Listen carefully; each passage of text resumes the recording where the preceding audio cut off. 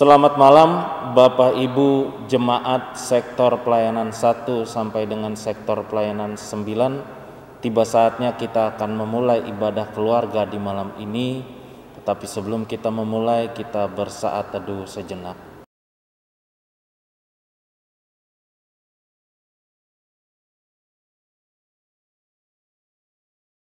Bapak Ibu, saya undang bangkit berdiri untuk kita menghadap Tuhan dan menyembahnya serta memuliakan namanya karena kasih setianya besar atas kita. Mari kita menyanyi dari Gita Bakti 18 bait yang pertama dan kedua. Marilah bernyanyi puji Tuhan dan apa yang seterusnya.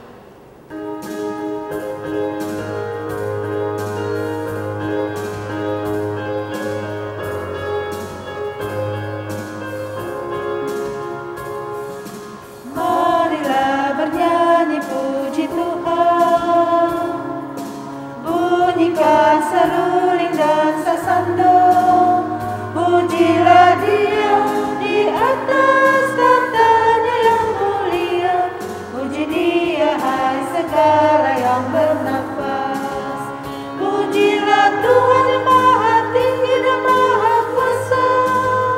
Pujilah Tuhan yang maha kasih dan murah hati. Kepada Dia marilah hormat dan kemuliaan. Pujilah Dia segala yang bernafas.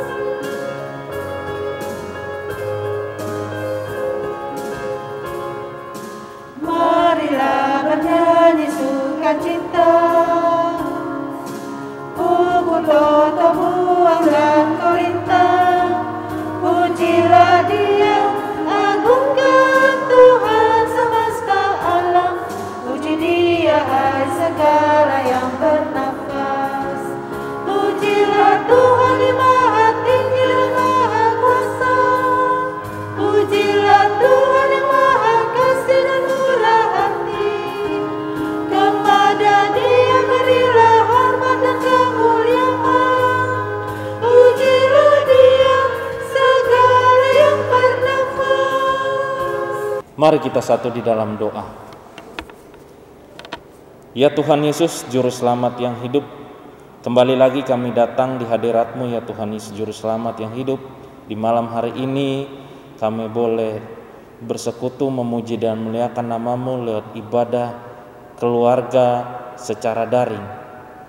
Tuhan Yesus, biarlah Engkau berkati ibadah ini dari awal, pertengahan, hingga akhirnya mau jadi dalam nama-Mu saja. Dalam tangan kasih-Mu kami serahkan hidup dan kehidupan ini. Terima kasih Tuhan Yesus. Amin. Bapak Ibu yang diberkati Tuhan, kita akan membaca Mazmur puji-pujian yang terambil dari Mazmur pasal 88 ayat yang 4, ayat ke-14 sampai ayatnya yang ke-19 secara responsoria. Tetapi aku ini ya Tuhan, kepadamu aku berteriak minta tolong, dan pada waktu pagi doaku datang ke hadapan-Mu.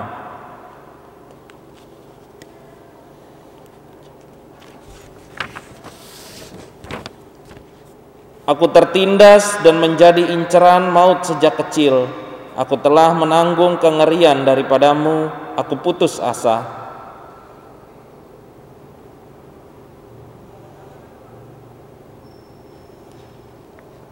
Mengelilingi aku seperti air banjir sepanjang hari, mengepung aku serentak.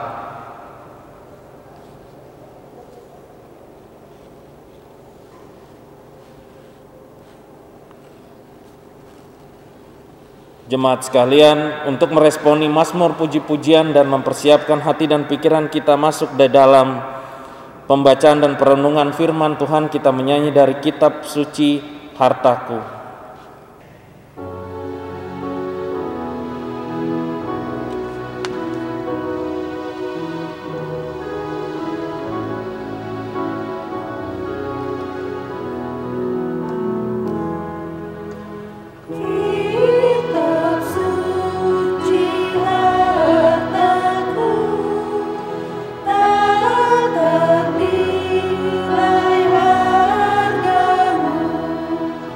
Oh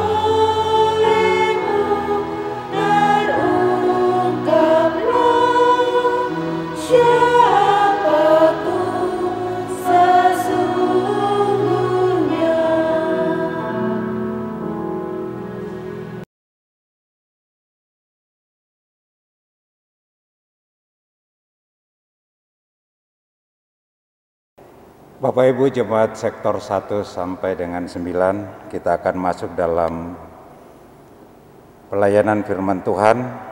Untuk itu, mari kita masuk dalam doa bimbingan Roh Kudus. Kita berdoa. Tuhan Allah Bapa di surga, Allah yang kami sembah di dalam Kristus Yesus Tuhan dan Juru Selamat kami. Di dalam ibadah keluarga sektor 1 sampai dengan 9, kami akan membaca dan merenungi firman-Mu. Tuntun kami dengan Roh Kudus-Mu ya Allah dan hikmat-Mu, sehingga ketika kami membaca dan merenungkan firman Tuhan ini, firman ini hidup dalam kehidupan setiap kami dan menuntun kehidupan kami hari lepas hari. Berfirmanlah bagi kami, karena kami telah siap untuk mendengarkannya. Amin. Pembacaan Alkitab bagi kita malam hari ini terambil dari kitab Perjanjian Lama, kitab Mazmur pasal 40 ayat 10 sampai dengan 18 yang akan saya bacakan kepada Bapak Ibu sekalian. Mazmur 40 ayat 10 sampai dengan 18 yang berbunyi demikian. Aku mengabarkan keadilan dalam jemaah yang besar, bahkan tidak tahan bibirku, Engkau juga yang tahu ya Tuhan. Keadilan tidaklah kusembunyikan dalam hatiku. Kesetiaan-Mu dan keselamatan daripadamu kubicarakan. Kasih-Mu dan kebenaran-Mu tidak kudiamkan kepada jemaah yang besar. Engkau Tuhan, janganlah menahan rahmat-Mu daripadaku. Kasih-Mu dan kebenaran-Mu kiranya menjaga aku selalu.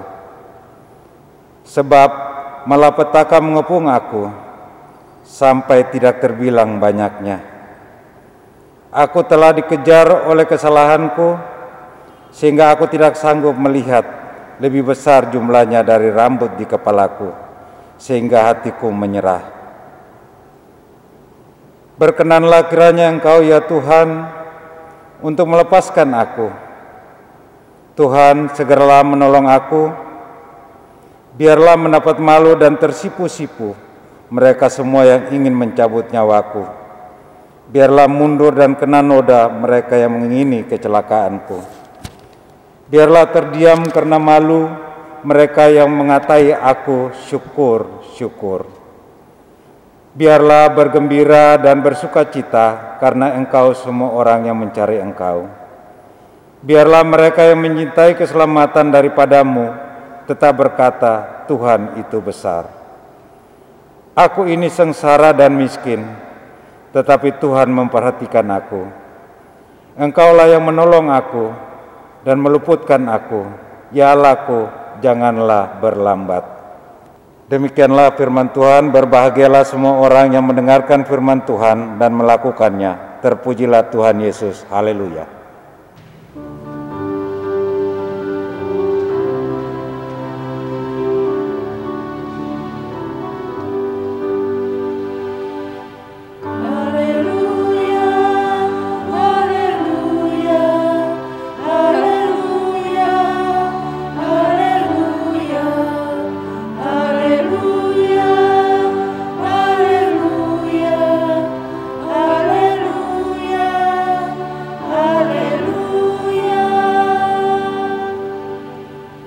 Bapak Ibu Jemaat Sektor 1 sampai Sektor 9 yang dikasihi Tuhan Yesus Kristus. Salam, selamat malam. Ada sukacita bagi kita di malam hari ini? Saya yakin pasti ada.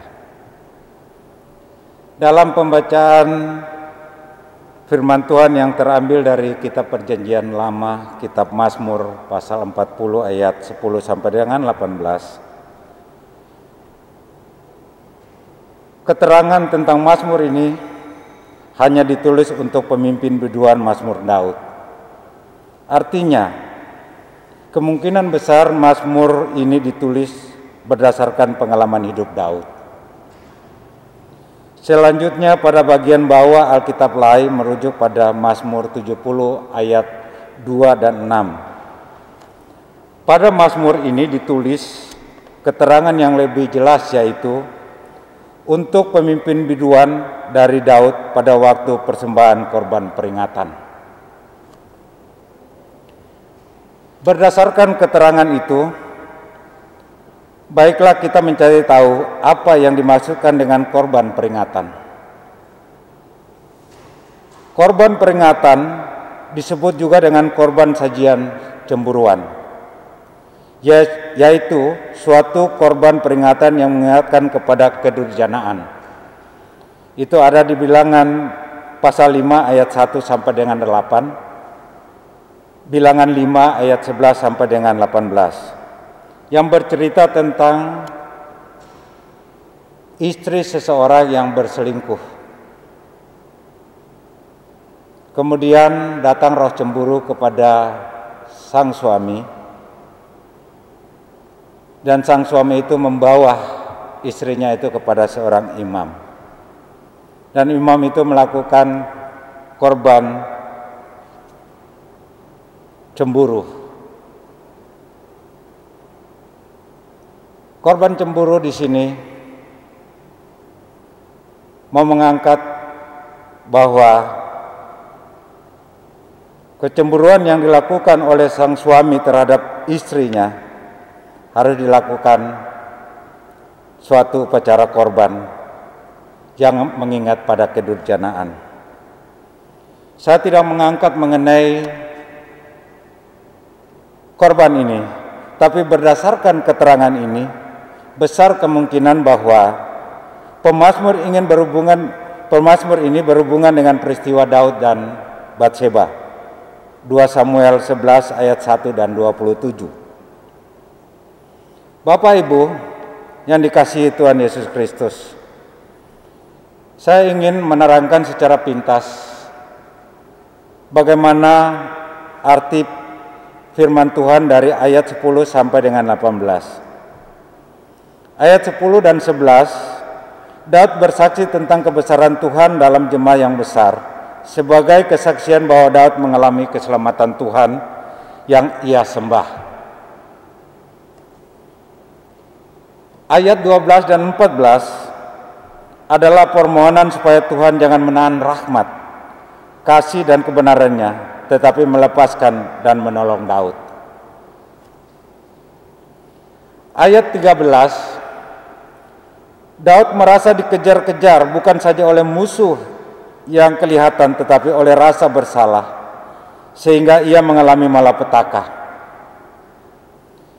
Malapetaka ini merujuk pada peristiwa diambilnya istri-istri Daud oleh Tuhan untuk ditiduri oleh orang lain dengan sepengetahuan Daud dan di depan mata orang Israel.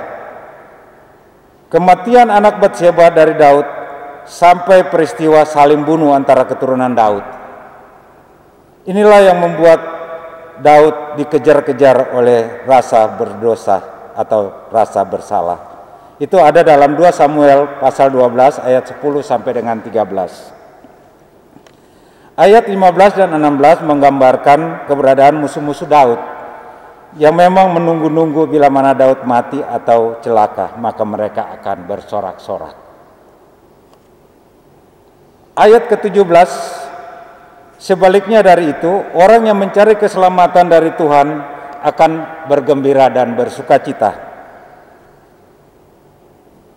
Ayat yang ke-18 adalah keyakinan iman bahwa Tuhan memperhatikan dan menolong, bahkan membebaskan orang yang mencari keselamatan daripadanya dengan tidak terlambat. Bapak Ibu jemaat dan keluarga sektor 1 sampai dengan 9, di dalam apa yang saya katakan atau saya beri paparan tadi, saya mau mengangkat tentang perenungan kita malam hari ini. Pertama yang saya angkat adalah rahmat Tuhan. Rahmat Tuhan adalah untuk cinta yang merespon kebutuhan manusia dengan cara yang tak terduga atau tidak. Rahmat Tuhan tidak berakhir di sana, tentu saja, tapi dimulai dengan tindakan pemahaman kecil seperti itu yang dapat menyebabkan pengalaman cinta yang mengubah hidup. Artinya, rahmat Tuhan adalah belas kasihan Allah terhadap umat manusia yang mengalami cinta kasih atau jamahan Tuhan di dalam kehidupannya. Jadi rahmat Tuhan adalah berkat yang mengalir di sepanjang kehidupan kita terus menerus dan tidak berakhir. Bagi banyak orang seringkali salah dalam membedakan dan memahami arti daripada rahmat Allah. Kekeliruan yang fatal adalah ketika menyamakan rahmat Allah dengan karunia Allah. Bahkan pada rahmat Allah adalah kasih karunia Allah yang tidak terbatas. Jadi rahmat Allah merupakan pemberian yang terus mengalir karena kemurahan hati Allah. Karunia Allah terbatas dan dapat berakhir.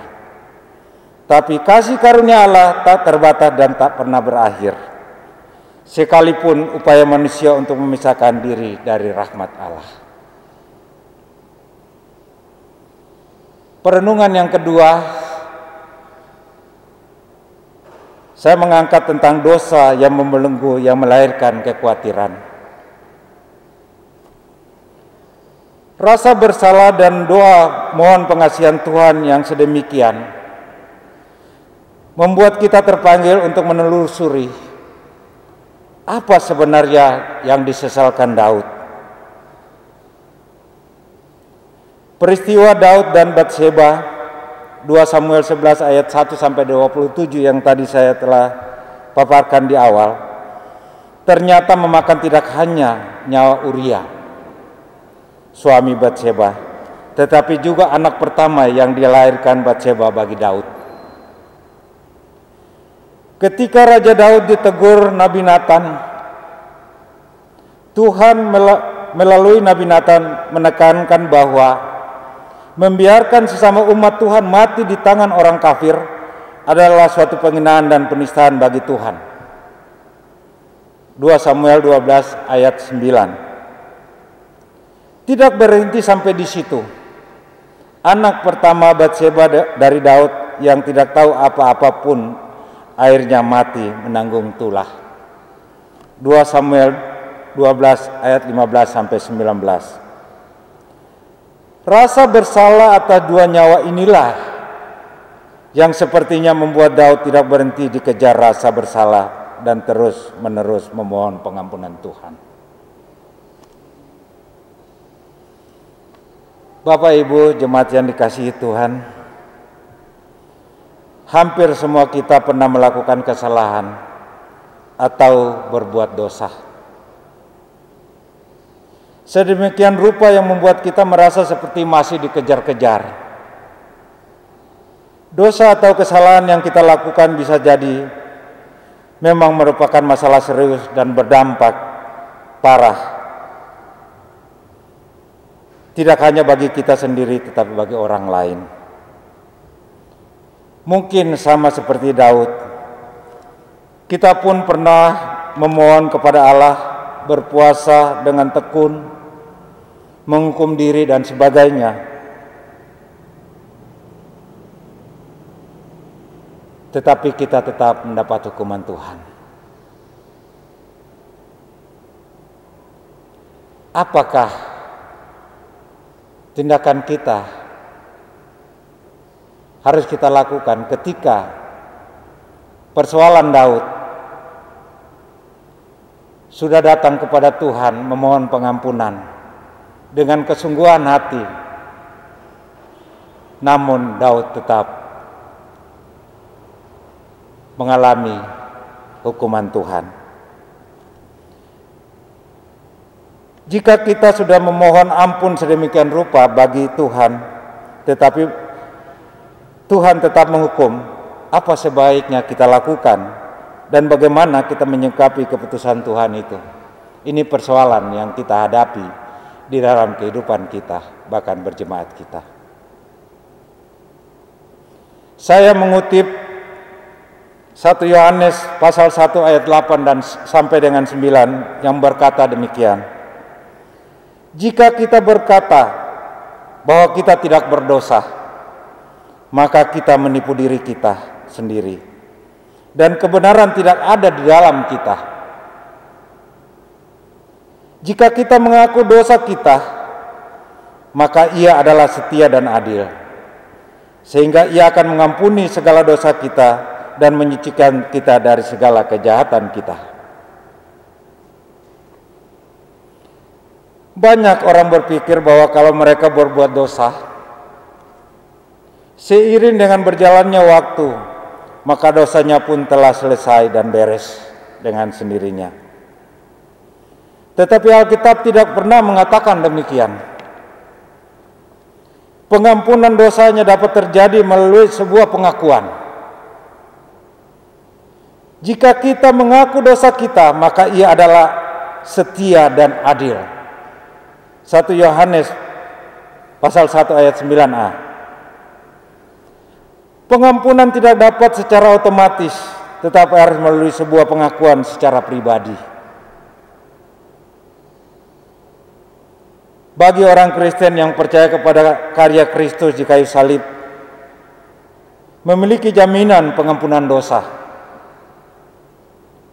Setelah diselamatkan, manusia masih bisa berbuat dosa lagi. Jadi intinya, ketika kita melakukan atau berbuat dosa, mari kita datang kepada Tuhan, mengaku dengan kesungguhan kita, dan berjanji tidak melakukan lagi. Sehingga daftar panjang daripada kehidupan pengampunan dosa kita tercatat. Kita mengaku di hadapan Tuhan dan berjanji dengan kesungguhan hati bahwa tidak melakukan dosa yang sama. Jadi bagi umat Tuhan yang percaya kepada penyaliban Kristus atau penebusan Allah lewat Kristus Yesus di atas kayu salib, ketika dosa dan pemberontakan terjadi dalam kehidupan pribadi bahkan keluarga, datanglah kepada Tuhan, mengakulah dosa dan pelanggaran kita, dan berjanji tidak akan melakukannya lagi. Inilah inti daripada persoalan yang Daud alami. Walaupun hukuman harus ia lalui, tapi untuk umat Tuhan yang sekarang adalah kasih Kristus, pengampunan Kristus nyata dalam hidup, dan tidak ada penghukuman di dalam Kristus. Bapak Ibu yang dikasihi Tuhan Yesus, hal ketiga yang akan saya angkat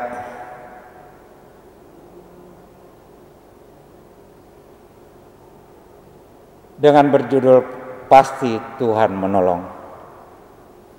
Dari pengalaman pernah ditolong Tuhan, pemazmur boleh berkeyakinan bahwa Tuhan bisa diandalkan. Oleh karena itu, pada bagian kedua Mazmur ini, ayat 12 dan 18, permohonan diungkapkan pemazmur sedang mengalami masalah. Para musuh menginginkan kematiannya. Mereka mengepung dan mengeroyok dia, ayat 13. Pemazmur merasa tertekan, tetapi pada saat sama ia percaya bahwa Tuhan peduli. Maka pemazmur memohon agar Tuhan jangan terlambat, tetapi segera menolong dirinya, ayat 18. Ia ingin agar para musuh melihat pertolongan Tuhan atas dirinya, sehingga mereka mundur. Bapak Ibu yang dikasihi Tuhan Yesus Kristus, pengalaman Daud, pertolongan Tuhan selalu ada padanya. Begitupun bagi kita keluarga malam hari ini, menghadapi situasi pandemi COVID-19, apakah kita memiliki iman percaya yang sungguh bahwa pengalaman Daud tercipta ketika pandemi ini menguasai hampir seluruh dunia, tapi pertolongan Tuhan, iman percaya kita kepadanya, kepada Kristus Tuhan yang hidup itu, boleh nyata bahwa kita dibebaskan dari pengaruh pandemi COVID ini. Yakinlah bahwa Allah tidak pernah terlambat menolong Anda dan saya. Akhir daripada khotbah ini, meresponi pertolongan Tuhan dalam hidup kita, saya mengajak Bapak Ibu, ketika ilustrasi ini saya berikan, ketika kita mengalami kesulitan dalam kehidupan kita, di dalam kesulitan itu ada orang yang menolong kita. Begitu besar rasa terima kasih kita kepada orang yang bersangkutan. Bahkan untuk melakukan apapun kita rela melakukannya. Lewat ilustrasi ini saya mengajak Bapak Ibu sekalian, pertolongan Tuhan setiap hari kita alami. Setiap pagi kita jumpai kasih sayang Tuhan. Mari kita meresponi pertolongan Tuhan itu dengan rasa terima kasih dan syukur. Itulah inti daripada kehidupan ini. Terima kasih atas perhatiannya. Tuhan menolong kita melakukan kehendak-Nya bagi setiap kita. Amin. Mari kita meresponi firman Tuhan dengan menyanyi dari Kidung Jemaat 7 ayat 1 dan 2. Ya Tuhan, kami puji nama-Mu besar, dan seterusnya.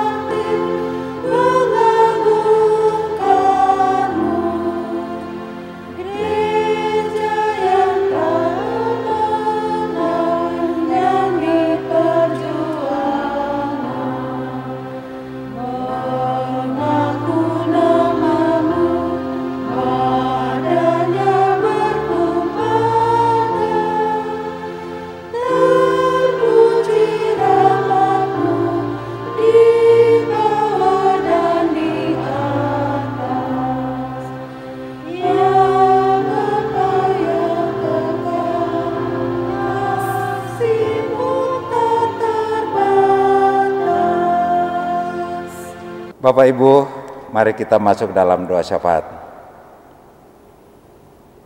Bapa Surgawi, kami telah membaca dan merenungi firman Tuhan. Biarlah rahmat-Mu selalu menaungi kehidupan kami, seperti apa yang Daud inginkan dalam kehidupannya. Biarlah kehidupan kami tidak khawatir tentang perbuatan dosa kami, tapi kami datang dalam ketulusan hati, memohon pengampunan Tuhan, dan berjanji tidak melakukan lagi dosa yang sama dalam kehidupan kami.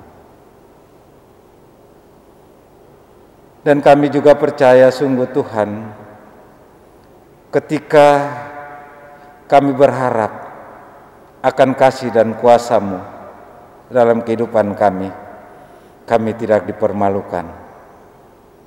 Tapi Tuhan menolong kami dan tidak terlambat, tepat pada waktunya. Terima kasih untuk firman yang telah dibawakan malam hari ini. Biarlah firman ini menuntun kami untuk berjalan di seusbu yang akan kami lewati. Bapa Surgawi, kami juga mau berdoa kepada bangsa-bangsa di dunia, khususnya pemerintah bangsa Indonesia dalam menghadapi COVID-19. Bapa Surgawi, kurang lebih 5-7 bulan dunia ini mengalami pandemi COVID-19. Kami tidak tahu apa yang akan terjadi dan akan datang. Tapi satu hal yang pasti, bahwa Tuhan akan menolong umat manusia dan melepaskan kami daripada pandemi yang berlangsung di atas dunia ini. Berkati pemerintah bangsa Indonesia dari Bapak Presiden sampai kepada aparat yang terendah dalam menghadapi pandemi COVID-19 ini. Tuhan beri hikmat dan kuasa-Mu atas mereka, sehingga jalan keluar yang terbaik mereka boleh terima dan dapatkan untuk mengakhiri pandemi ini.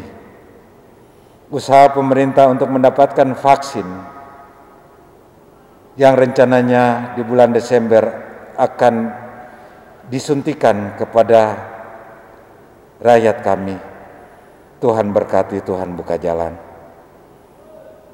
sehingga usaha ini boleh mengakhiri pandemi COVID-19. Kami juga mau berdoa kepada pelayanan dan kesaksian GPIB Jemaat Harapan Kasih dalam melayani umat. Berkati Bapak Pendeta Darius Lewakabesi, istri dan anak-anak. Biarlah lewat kepemimpinan beliau, jemaat ini boleh bertumbuh dan berkembang menjadi jemaat yang misioner. Berkati Ibu Pendeta Vini Wiwo Tanamal, suami dan kedua anak kekasih. Biarlah lewat pelayanan beliau, kami boleh mengenal kasih dan anugerah Tuhan lebih nyata dalam kehidupan berjemaat kami. Berkati komisi, berkati panitia, berkati seluruh pengurus Pelkat, sehingga lewat pelayanan yang dilakukan, jemaat ini boleh mengalami pertumbuhan iman dalam menjalani kehidupan sebagai jemaat Gereja Harapan Kasih. Kami juga mau berdoa kepada seluruh pelayan dan warga jemaat GPIB. Beri kami kekuatan kesehatan dan keteguhan iman dalam menghadapi COVID-19. Jauhkan kami daripada penularan pandemi ini di dalam jemaat kami. Dampak sosial ekonomi yang terjadi karena pandemi ini, Tuhan, Engkaulah sumber berkat dan anugerah. Curahkan berkat dan anugerah-Mu atas jemaat kami, sehingga kami boleh hidup dalam suatu pengharapan bahwa janji Allah dan ketetapan firman-Mu jadi dan amin dalam kehidupan kami.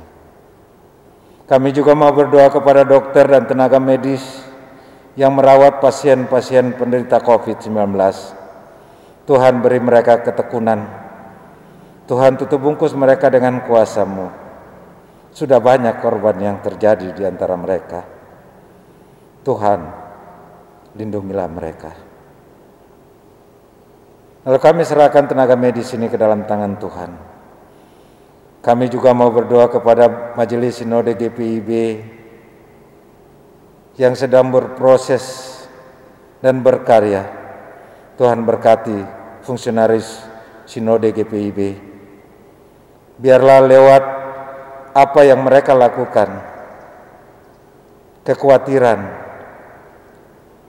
boleh hilang dan menghadirkan kepastian di dalam berjemaat kami. Bapa Surgawi, inilah doa dan permohonan kami. Tuhan Yesus, dengarlah doa dan permohonan kami. Ampun segala dosa dan salah kami.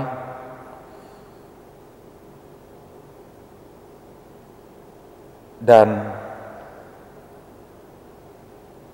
ajarilah kami senantiasa untuk berpasrah diri dalam kasih dan kuasa-Mu. Di dalam nama Yesus, Tuhan yang hidup, yang telah mengajar kami berdoa. Bapa kami yang ada di surga, dikuduskanlah nama-Mu, datanglah kerajaan-Mu, jadilah kehendak-Mu di bumi seperti di surga. Berilah kami pada hari ini makanan kami yang secukupnya, dan ampunilah kami atas kesalahan kami, seperti kami juga mengampuni orang yang bersalah kepada kami.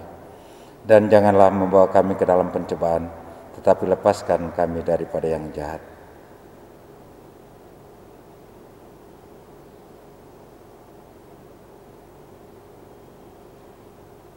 Amin. Marilah kita mengucap syukur kepada Tuhan dengan memberi persembahan kepadanya. Ingatlah firman Tuhan dalam Mazmur pasal 96 ayat yang ke-8 yang menyatakan, berilah kepada Tuhan kemuliaan namanya, bawalah persembahan dan masuklah ke pelatarannya. Tuhan memberkati saudara dan persembahan saudara. Kita menyanyi dari Kidung Jemaat 302 bait yang pertama dan kedua, Kubri Persembahan.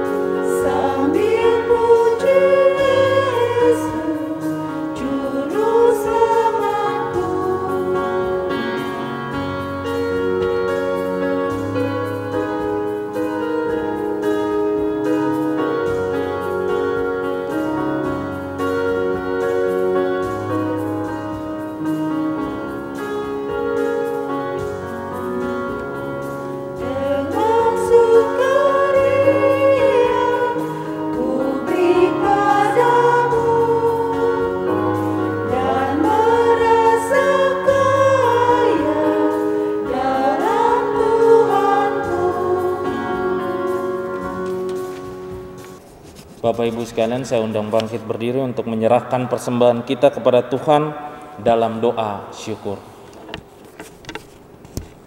Ya Tuhan Yesus Juru Selamat yang hidup, di hari ini kami boleh memberikan persembahan kami yang asalnya daripada-Mu. Untuk itu Tuhan, biarlah Engkau memberkati persembahan yang kami berikan di malam ini. Biarlah persembahan ini boleh berguna bagi pelebaran dan keluasan kerajaan-Mu di muka bumi ini, terlebih khusus bagi pelayanan kami di jemaat kami Harapan Kasih. Berkatilah persembahan ini Tuhan, biarlah menjadi berkat bagi kami semua. Terima kasih Tuhan Yesus, kami telah berdoa dan mengucap syukur. Amin. Mohon perhatian dan kesabaran Bapak Ibu sekalian untuk kita sama-sama mendengarkan warta sektor.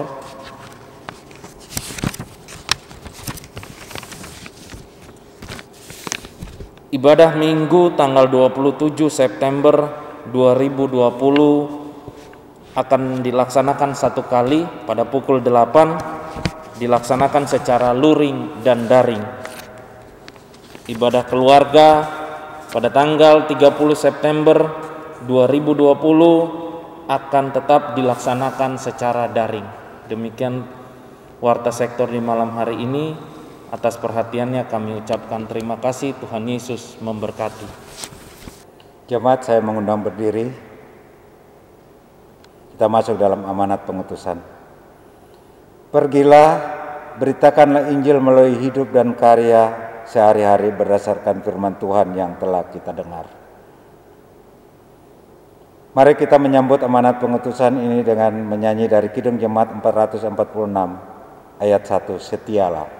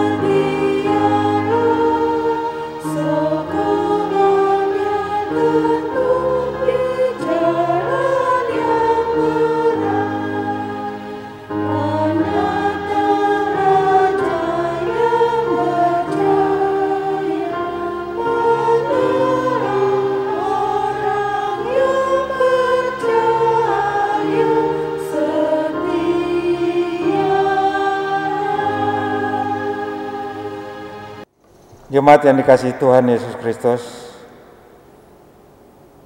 terimalah berkat Tuhan. Anugerah Tuhan Yesus Kristus, kasih Allah Bapa, dan persekutuan di dalam Roh Kudus menyertai kita.